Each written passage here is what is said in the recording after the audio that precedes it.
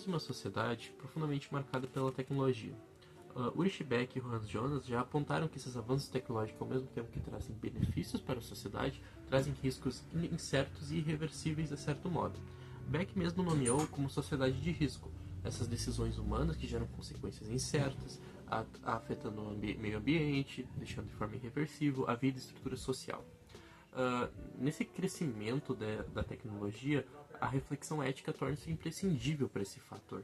No cenário que obriga a repensar o meio tecnológico, as políticas voltadas para a aplicação deste e ainda os efeitos colaterais desse progresso tecnológico que podem afetar um ser humano e o seu convívio socializado no fenômeno da globalização.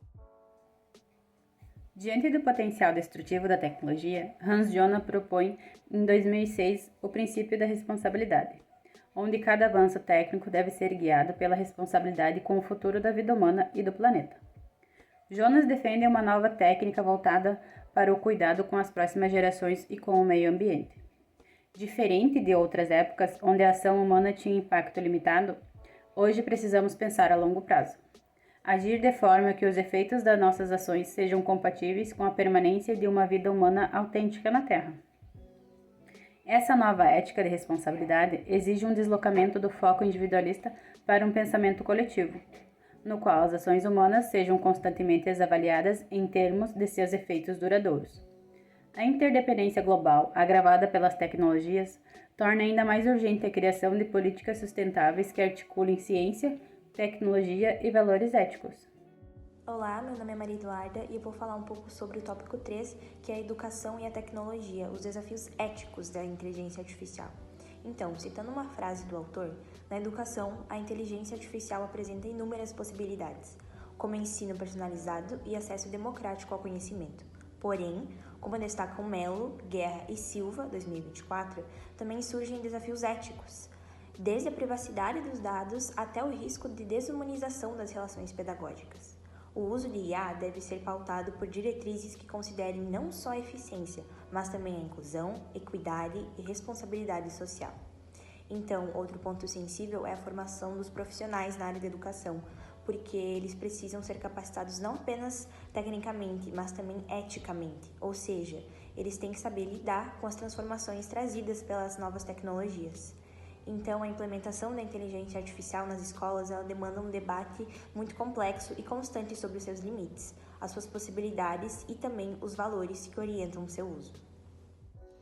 Bom, então, sobre a subjetividade e a juventude na era digital, no trabalho então que a gente realizou para poder fazer o roteiro de gravação desse vídeo, a gente pesquisou alguns materiais de estudos, né, artigos, e um desses artigos então traz um estudo em que mostra que os jovens eles têm utilizado muito mais os smartphones para o próprio uso pessoal do que de fato para o estudo. E isso então vai acabar gerando uma lacuna no uso ético e também produtivo da tecnologia. Então, com base nisso, acaba se tornando-se necessário parar para pensar em políticas públicas que possam incentivar, então, o uso crítico e consciente da tecnologia e dos recursos digitais. E também a gente pode pensar um pouquinho na questão da ética, né? Na ética da tecnologia, que deve-se, então, considerar a formação dos sujeitos com seu próprio saber. E a questão da educação digital, ela precisa ir além do ensino técnico.